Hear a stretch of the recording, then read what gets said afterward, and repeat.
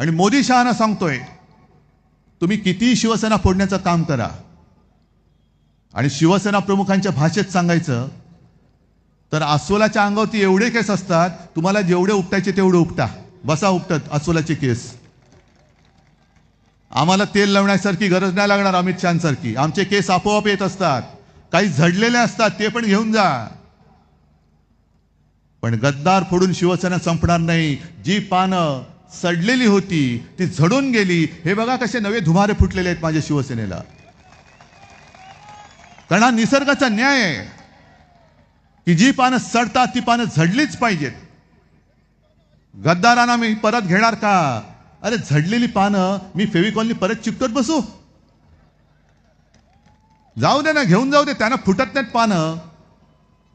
म्हणजे राजकारणामध्ये भाजपला पोर होत नाही म्हणून जर का आमची अशी जर का कोणी घेत असतील तर घ्या तुम्ही